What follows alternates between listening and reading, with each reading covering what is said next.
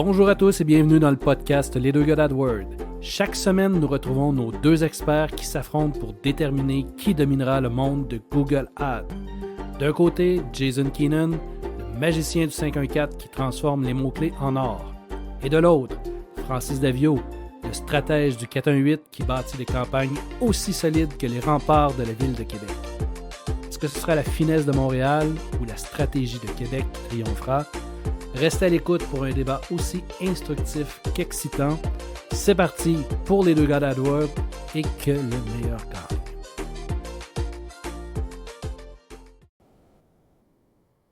Salut tout le monde, bienvenue ou re-bienvenue dans le podcast Les deux gars d'AdWord. Ça fait un bout qu'on ne s'est pas parlé. Il s'est passé un paquet de choses depuis ce temps-là, mais je suis toujours Francis Davio, spécialiste Google Ads du 418. Et encore, comme toujours, je suis accompagné de Jason, l'homme qui est meilleur que moi, apparemment. Salut Jason, comment ça va? Salut ici. Ça va bien, toi? Ça va super bien, je suis vraiment content de te retrouver. C'est les retrouvailles. Ça fait combien de temps? Ça va faire 2 ans. J'ai checké un matin, ça faisait 2 ans, la dernière fois qu'on a enregistré un épisode. Wow. On a fait une série de 4 épisodes sur les stratégies d'enchères en 2021. À peu près, en automne 2021 à peu près. Ça fait 2 ans. C'est temps de se rattraper un peu, de parler de qu'est-ce qui a changé. Comment ça va dans le 418? Moi, je veux savoir, là, avant d'entrer dans le vif du sujet, là, comment ça se passe chez vous? Là? Parce que, je veux dire, j'étais un peu inquiet. T'es inquiet du 418? Oui, parce que ce matin, je suis allé sur ChatGPT. Puis, j'ai demandé comment ça va dans le 418. Puis là, il m'a répondu qu'il n'y avait plus de données sur le 418. Sa formation s'est arrêtée en septembre 2021. Je me demandais, tu dis que la ville de Québec n'existe plus? Non, ça veut juste dire qu'ils n'ont pas encore fait le 3e lien, puis vu à cause du trafic sur les ponts, on ne peut pas traverser vers Montréal. Fait que l'information ne se rend plus. Heureusement, l'Internet nous permet par satellite, évidemment. Oui, évidemment, mais oui. Il n'y a pas de câble. Hein? Les câbles à Québec, c'est pas légal, ça, je pense. Non, c'est ça, c'est à cause du 3e lien, justement. Donc, il n'est pas fait. On peut pas traverser. OK. T'es niaiseux. Ouais, j'espère pour vous autres que ça s'en vient, parce que ça faisait peur un peu, là, tu sais. Ben, tu sais, en même temps, c'est pas une mauvaise chose que les gens du 514 peuvent pas se rendre dans le 418. Ouf! Tu sais, c'est peut-être pas si mauvais. Pas d'y aller, de toute façon, même si je pouvais. Pour ceux qui sont ailleurs, qui ne savent pas de quoi on parle, donc 418, c'est la région de Québec, 514, la région de Montréal. Puis depuis des années, il y a comme une petite guerre entre Québec et Montréal, entre autres à cause du hockey. Mais écoute, nous, on est très rancuniers. Ça remonte aux années 90, je pense, les Nordiques. Vous travaillez fort pour une autre équipe, là, mais en tout cas, un jour, on va peut-être le voir. On verra bien. Mais ça, sans blague, là, ça fait 2 ans qu'on... Admettons que ça faisait 2 ans. On se parle quand même. Tu sais, on travaille ensemble, mais admettons qu'on ne se parlait pas, ça fait quoi? Qu'est-ce que tu fais depuis 2 ans? Ah, mon Dieu! Ben, depuis 2 ans, je pense qu'on avait glissé un mot dans le dernier épisode, mais on était en affaires ensemble. On a lancé notre agence, notre regroupement de pigistes, puis c'est un peu là-dedans que je navigue là, depuis 2 ans. Et c'est ça, on essaie d'évoluer à la même vitesse que Google évolue, ce qui est très rapide. Ouais. En gros, c'est ça. C'est un lancement d'entreprise. Bon, je suis plus une jeunesse. On se le cachera pas. Puis lancer une entreprise, ça demande énormément d'énergie, énormément de temps. Ce qui fait que on a eu un peu moins de temps pour se jaser comme ça, pour le podcast. Ouais. Un peu normal. Vraiment. C'est ça. C'est une agence qui grandit. Elle a grandi assez vite. Puis on a comme perdu un peu le flou là-dessus. Moi, on travaille plus officiellement ensemble avec cette agence-là, mais on fait toujours du Google Ads. J'en fais encore. C'est principalement mon gagne-pain. Mais je me suis aussi lancé en tant que consultant en automatisation J'utilise principalement Monday.com pour venir aider les clients qui sont intéressés avec ce logiciel-là, autant côté CRM que pour la gestion de projet. Puis aussi, je fais des petites formations ici et là avec d'autres outils, style Zapier, Make, pour venir combler le manque qu'il y a pour les automatisations, pour pouvoir venir relier différents logiciels, les faire parler ensemble. Donc, ça, c'est qu'est-ce que moi, je fais de ce temps-ci. Je m'amuse, c'est le fun parce que c'est des nouveaux défis. Puis, chaque entreprise avec qui je parle en termes d'automatisation, tout le monde fait des choses différemment. Donc, c'est toujours plaisant, jamais une routine. C'est cool. Oui, c'est un nouveau monde qui s'ouvre, puis en même temps, tu gardes toujours un pied dans le merveilleux monde de Google qui évolue à vitesse grand V, qui a également son lot de défis, puis je pense que c'est un peu de ça qu'on va se parler aujourd'hui. Oui, on va se parler de principalement le type de campagne qui est venu un peu bouleverser le monde de Google Ads. Ça fait déjà 2 ans que ça existe. Les campagnes, on parle de campagne Performance Max, évidemment. Ça a sorti en 2020. En 2021, il y a eu des bêtas. Puis là, officiellement, je pense en 2022, si je ne me trompe pas. Quelque chose comme ça. Puis, écoute, rapidement, peux-tu m'expliquer c'est quoi une campagne Performance Max pour ceux qui l'ont jamais expérimenté, pour ceux qui nous écoutent peut-être pour la première fois? Oui. Bien, comme toute nouvelle campagne qui est sortie sur Google Ads, je pense qu'il y a toujours une réticence puis une peur de qu'est-ce que ça veut dire d'avoir ce type de campagne-là. Surtout celle-là, parce que c'est une type de campagne qui vient englober tous les réseaux de Google Ads. Donc, le réseau de recherche, qu'est-ce qui est texte, les vidéos, donc YouTube, les images, donc le display, puis la campagne shopping. Fait que c'est une campagne qui fait tout. Puis je pense que quand une campagne comme ça sort, les gens se disent automatiquement « Oh my God, ça veut dire que tous les autres types de campagnes vont disparaître et être remplacés par celle-là. » Puis ça faisait peur un peu. Puis comme tout aussi nouveau produit de Google, le monde l'essaye. Puis ils donnent leur feedback. Puis normalement, au départ, c'est beaucoup de critiques. Hein, on s'entend, là, c'est absolument. La performance n'est pas là, il y a quel truc qui ne marche pas. J'ai plus de vues sur telle statistique que j'avais avant. Donc, c'est un nouveau produit. Puis, on s'en parle aujourd'hui, voir qu'est-ce qu'on peut faire avec ça. Est-ce que cette crainte-là est encore là? Est-ce que c'est mérité? Plein de choses qu'on peut se parler aujourd'hui à propos de ça. Toi, c'est quoi ton expérience avec?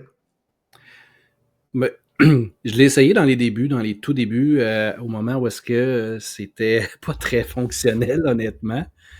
Puis, à ce moment-là, je faisais des campagnes locales, puis j'avais des affichages partout dans le monde parce qu'on ne pouvait pas mettre l'option de ciblage pour avoir les gens qui sont dans la zone, spécifiquement dans la zone qu'on cible. Il était très... tout ce que j'avais comme trafic, c'était relié au brand, ce qui fait que, oui, j'avais un taux de conversion incroyable, mais finalement, c'était tous des gens qui connaissaient déjà l'entreprise. Je sais que ça allait évoluer. On a un peu plus de vues sur ce qu'on... Bref, sur les termes de recherche. On avait absolument rien au début. Hein. Il fallait faire confiance à Google aveuglément. Puis, là, tranquillement, on commence à avoir un petit peu plus de détails sur où est-ce que les annonces se sont affichées, c'est quoi les combinaisons d'annonces les plus qui ressortent le plus. On a un rapport de termes de recherche. On a une vue sur ce qui se passe, mais de mon point de vue à moi, on ne peut pas encore l'optimiser tant que ça parce qu'on ne peut pas exclure de mots-clés, on ne peut pas... sauf erreur de ma part, mais je ne peux pas mettre de mots-clés négatifs encore sur une campagne Performance Max. On peut. Oui, tu peux, ouais. Ajouter des mots-clés négatifs. Ben, ça fonctionne pas de la même façon que des campagnes régulières, comme par exemple des campagnes search. Il y a 2 choses que tu peux faire au niveau des campagnes Performance Max. Un, pour tout ce qui est... là, tu parlais tantôt que ça sortait souvent pour les mots, surtout de branding, donc les noms des compagnies, etc. À cette heure, il y a une option dans les paramètres où est-ce qu'on peut rajouter les noms de marques à bloquer. Donc, ça ne sortira plus pour ça. C'est vraiment une fonctionnalité dans les paramètres spécifiquement pour le brand. Est-ce que tu l'as essayé, cette fonction-là? Non. Pas encore. Ce que j'ai vu, il faut quand même que tu fasses homologuer ta marque pour pouvoir l'exclure. Ah ouais? OK. Ouais, ce que j'ai vu. Mais ouais. Mais pour les mots-clés négatifs, tu peux les ajuster au niveau du compte. Donc, en anglais, ils appellent ça account wide negative, quelque chose du genre. Donc, dans les paramètres du compte, tu peux rajouter des négatifs. Tu peux en rajouter jusqu'à 1000, si je ne me trompe pas. Puis ça va venir c'est pris en compte par les campagnes Performance. OK. Donc, moi, j'avais un client qui vendait des électroménagers. Puis, il voulait vraiment pas sortir pour les réparations, les pièces, services, des choses comme ça. J'avais parti au départ, quand c'était tout nouveau, j'avais parti une campagne Performax, puis là, justement, il m'appelait, puis il m'a dit « Hey, j'arrête pas d'avoir des appels pour les réparations, puis tout ça, puis c'est pas ça que je veux, tu sais. » Fait que, bon, je l'ai arrêté tout de suite, mais après ça, quelques mois plus tard, justement, ils ont sorti cette option-là de mettre des négatifs au niveau du compte. Là, j'ai réactivé la campagne, j'ai mis tout ce qui est services, pièces, réparations, toutes les variations de tout ça dans le compte. Puis on s'entend que si tu le mets au niveau du compte, ça affecte toutes tes autres campagnes aussi. Fait exactement, oui. S'assurer que c'est une bonne chose à faire, puis ça n'affecte pas les campagnes individuellement. Mais bon, dans mon cas, c'était correct parce que les réparations, par exemple, on ne veut pas ça de nulle part. Donc, ça fonctionnait très bien. Je l'ai mis, puis depuis ce temps-là, les campagnes performent quand même assez bien parce qu'on exclut ces termes-là. Puis, le client est content, j'ai pas eu d'appel qui me disait comme quoi que ça sortait pour des mots-clés qu'il ne voulait pas. Fait que pour le brand puis pour le négatif, c'est possible. C'est peut-être pas la façon traditionnelle, mais c'est là. Ça fonctionne. Puis comment tu l'utilises? Est-ce que tu crées de la vidéo aussi ou tu laisses Google créer lui-même ses propres vidéos à partir des images? Ça fait peur, hein? Ouais, c'est souvent une recommandation que Google va faire, c'est de laisser nous créer les créatifs pour vous. Bon, ça, non, je le fais pas. De toute façon, c'est pas un client. Là, j'ai plein de clients qui l'utilisent, Performax, mais si on regarde ce même client-là comme exemple, c'est pas un client qui a beaucoup de créatifs, de toute façon, sur son site web. Puis c'est dangereux aussi parce que tu veux pas nécessairement sortir des images avec des marques, comme les appareils Samsung ou LG, il faut faire attention avec ça aussi. Donc, dans ce cas-ci, je le prends pas. Quand je fais des Performax, c'est rare que mes clients ont des vidéos. Honnêtement, c'est dommage en 2023 que les gens sont pas plus axés vidéo, mais encore, il n'y en a pas. Fait que ça fait des campagnes Performax qui agissent sur le search, qui agissent sur le display si je mets des images. Cette personne-là ne fait pas de shopping en ligne non plus, donc c'est principalement les images. C'est pas display puis search. Puis une façon complètement différente de cibler aussi. Oui, oui, au niveau du ciblage, ça aussi, c'est un grand mystère. De mon côté, j'aime beaucoup utiliser. En fait, apparemment, pour que ça fonctionne bien, il faut que ce soit une espèce de mix de toutes tes données, puis on laisse Google figurer comment est-ce qu'il va aller chercher ton trafic. Bon, et j'ai encore de la difficulté à l'accepter parce que je fais pas 100% confiance encore. Mais ce que j'aime bien faire, c'est créer mes audiences personnalisées, aller cibler du trafic, disons, de sites web de compétiteurs pour créer mon audience à partir de ça. C'est quelque chose que je trouve qui fonctionne quand même bien. Mais c'est ça. Oui, j'ai de la réticence. Je fais encore une fois de la résistance au changement. Ça, c'est mon mantra. Ben, j'irais dire que c'est pas nécessairement toi, mais tu sais, c'est une campagne sur autopilote. Il y a pas grand-chose à faire une fois que tu l'as setupé. Tu vas regarder les statistiques, puis tu vas mettre sur pause des groupes d'assets. Tu vas peut-être mettre individuellement certains créatifs ou certaines audiences sur pause, mais c'est tough à optimiser. Là. C'est vraiment été fait pour le commun des mortels qui se lance dans Google Ads, qui veut faire une campagne qui fait tout en même temps. Sell it and forget it, comme ils disent. Puis, je sais pas, toi, t'es-tu actif? Ça te demande-tu une certaine activité de vérification plus ou moins que les autres types de campagnes? Je fais un suivi quand même, puis je compare le rendement avec d'autres campagnes. Il y a des cas où est-ce que c'est mon coût par acquisition est du double d'une campagne search régulière. Fait qu'à ce C'est à cause que moment-là, ça prend en compte le display, là. probablement, mais j'ai un peu des deux. Il y en a que ça fonctionne bien versus d'autres que j'arrive pas à trouver le bon angle pour aller avec du Performance Max.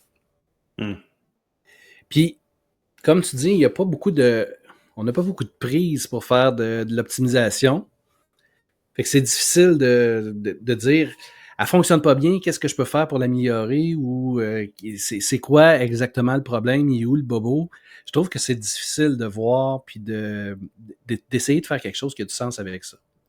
Je sais pas si tu as le même point de vue. Oui, ben c'est ça. C'est très difficile d'optimiser. Fait que moi, ce que je fais pour essayer de m'aider un peu dans mes démarches, justement, pour trouver qu'est-ce qui fonctionne pas, c'est de les segmenter un peu plus. Un peu comme qu'on fait des campagnes recherche où est-ce que tu as la campagne puis les groupes d'annonces, c'est par thématique, mais je fonctionne un peu comme ça aussi dans PMax. On a de la campagne, puis chaque groupe, c'est justement une thématique. Puis on peut aller plus loin aussi, puis segmenter les audiences aussi.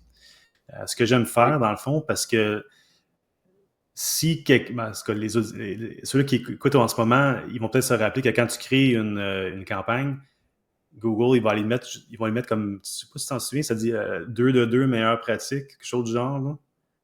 Ouais, Ça, vaguement. t'as comme l'audience, un petit rectangulaire, l'audience, t'as comme, bon, ça dit un récapitulatif de ton audience, puis ensuite, ça dit éligible, puis à côté, t'as 1 de 2 meilleures pratiques. En anglais, ça dit best practice. Ça te pousse à vouloir mettre le maximum d'audience dans tes groupes. Ah, parce que c'est pas la meilleure pratique, qu'est-ce qui va se passer si je le fais pas? Mais en réalité, si tu contournes ça, puis tu mets, par exemple, tu segmentes par audience, tu vas mettre juste une audience remarketing dans le premier, dans le deuxième groupe, tu mets une audience ciblée avec des mots-clés, dans le troisième, etc. Là, ça va dire meilleure pratique 1 de 2 sur chacun de tes groupes. Mais en réalité, ça va te permettre de vraiment voir c'est quelle audience qui performe mieux dans tes campagnes. Ce qui est pas possible, à moins que je me trompe, si on les combine toutes dans une même. Je pense pas non plus. Il reste que je trouve que c'est très opaque comme type de campagne. Ça me rappelle étrangement les smart campaigns que tout le monde déteste. Ça ressemble beaucoup à ça, je trouve. On sait pas trop. Ça marche. Mais comme tu dis, faut segmenter pour essayer de le voir. Puis il y a peut-être quelque chose qu'on a oublié de mentionner. Les campagnes Performance Max, c'est des campagnes c'est des campagnes axées sur la conversion. C'est pas des campagnes que tu peux utiliser pour juste amener du trafic ciblé comme on le fait avec une campagne de recherche normale. Il faut vraiment avoir des conversions, faut vraiment guider Google pour qu'il nous amène le maximum de conversions. Il faut bien mesurer les choses, il faut s'assurer que les conversions qui rentrent, c'est des bonnes conversions, que si le téléphone sonne puis Google le considère comme une conversion, c'est quoi que la personne voulait au bout du fil, il faut parler avec le client, s'assurer que c'est des bons appels qu'il reçoit parce que Google, lui, il va toujours au plus facile. Hein? Il a trouvé une formule pour amener des gens qui veulent parler au garage d'à côté, ben, il va continuer d'en amener parce que lui, c'est ça son objectif, c'est d'avoir le plus de conversions possible. Oui. Donc, est-ce que tu dirais pour quelqu'un qui démarre dans Google Ads, qui rentre puis qui veut faire une campagne PMax dès le départ, c'est pas recommandé? Moi, je n'irais pas là. Je n'irais pas là. Il n'y a pas d'historique de conversion. Puis, tu n'as pas la certitude non plus que ces conversions sont bonnes. Quelqu'un qui commence, puis quelqu'un qui n'a pas un budget, quelqu'un qui... C'est important, là, chaque sou dépensé dans Google est important. Moi, je ne commencerai pas avec ce type de campagne-là. Il va t'amener du trafic brand, fait qu'il ne t'amènera pas des nouveaux clients. J'ai un peu de réticence à dire à quelqu'un commence avec ça. Et je pense que c'est un bon complément, mais c'est pas un point de départ, en tout cas pas pour l'instant. Moi, je crois que ça va le devenir un jour. Je pense que c'est ça le but. Ça a toujours été le but de rendre ça le plus simple possible. C'est comme si là, on fait un full circle, comme on dit. On est parti avec des campagnes smart que personne, en fait, que tous les débutants utilisaient au départ. Un entrepreneur avec sa business qui connaît zéro dans Google Ads, la chose la plus simple à faire, c'est de partir une campagne smart. Parce que tu peux le faire à partir de ta fiche My Business, je ne me trompe pas. Je veux dire, c'est comme ça. Oui, c'est super tout simple. Plugué, tu sais. Fait que c'est super simple à partir. Puis là, soudainement, pas soudainement, mais on avait aussi la version avancée que nous, on utilise. Puis là, on commence à retourner un peu en arrière. On fait comme, qu'est-ce qu'on peut faire pour resimplifier la machine, mais rendre ça plus accessible? Là, l'avenue de Performance Max. Puis non seulement ça, ben là, on voit déjà d'autres changements dans d'autres types de campagnes, comme les mots-clés. Comme, je pense qu'il y a 2 ans, on avait, nous autres, des mots-clés correspondance broad match modified, qui appelle, avec les petits plus devant. Ça, c'est parti. Phrase, la correspondance expression exacte, expression, c'est tout en train de changer, puis on voit que c'est comme plus en plus de lousse avec ça. Fait que moi, en tout cas, on l'avait dit, hein? On l'avait dit il y a 2-3 ans qu'on pensait que les mots-clés, ça allait comme tranquillement commencer à disparaître. Là, dans le contexte d'un PMax, les mots-clés, c'est plus thématique, c'est plus en contexte d'une audience aussi. Tu bâtis une audience avec des mots-clés plutôt que d'avoir à toutes les segmenter un à un. Fait que les choses changent, puis je pense pas que les autres types de campagnes vont disparaître parce qu'il faut toujours penser aussi qu'il y a plein de gros joueurs dans le monde de Google Ads, les plus gros spenders, là, comme genre Coca-Cola, puis Nike, puis tu sais, ils utilisent Google Ads, puis eux autres, je pense pas qu'ils veulent perdre le contrôle qu'ils ont avec d'autres types de campagnes. Mais définitivement, comme on dit, PMax, ça vient rechercher un peu les gens qui ne savent pas trop par où commencer, tu sais. Tout à fait. Malgré que, comme tu dis, ça ne faudrait peut-être pas commencer par ça. Non, c'est ça. C'est ça. Puis c'est pas, je pense pas que c'est à la portée de tous les plus petites entreprises, les PME. Tu veux avoir du rendement le plus vite possible. Une grande entreprise comme ça son objectif, c'est d'occuper le plus d'espace médiatique possible. Ça va. Mais, puis, qui ont l'équipe pour faire les créatifs, qui ont de la vidéo, qui ont tout. Ça peut aller. Mais pour une PME qui débute sur l'aventure Google, j'irai pas là. Honnêtement, même si Google le force, même si c'est sa suggestion première, on l'a vu dans bien des cas, qu'est-ce qui est recommandé par Google, c'est pas toujours qu'est-ce qui est le meilleur pour le client. C'est un peu le même principe avec la Performance Max à mon point de vue. Je pense que ça nous apporte sur peut-être le prochain sujet, qui est un peu la manipulation des recommandations de Google. Ça serait cool de parler de ça. On pourrait jouer à un jeu, manipulation ou non. OK. Puis se lancer des petites questions, voir qu'est-ce que tu en penses. Manipulation ou non. On verra. Mais pour terminer avec PMax, ouais, c'est ça. Je pense qu'en recap, on peut peut-être dire on commence pas avec ça. On suggère de commencer avec des campagnes search ou potentiellement du display si la notoriété, c'est ce que vous recherchez. On veut des conversions avant de se lancer dans les campagnes PMax. Et si on veut l'utiliser vraiment à son plein potentiel, c'est bien d'avoir potentiellement des vidéos, un feed shopping si vous êtes en retail. Des créatifs, parce qu'il faut l'alimenter aussi. Si on fait juste des mots-clés, ça donne la même chose qu'une campagne search. Exactement. Super. Bien résumé. Bien résumé. En tout cas, merci encore pour ton vécu dans cette plateforme-là. À toi aussi. J'ai appris quelques petits trucs, fait que c'est le fun de pouvoir échanger, ça faisait longtemps. Je te remercie beaucoup. On va conclure, on va fermer l'épisode là-dessus, puis on va se préparer pour un prochain épisode qui sera sur les manipulations de Google. Je pense qu'on va s'amuser avec ça. Ça serait le fun. Un gros merci, Jason. Merci à toi. OK. Salut tout le monde, merci d'avoir été là.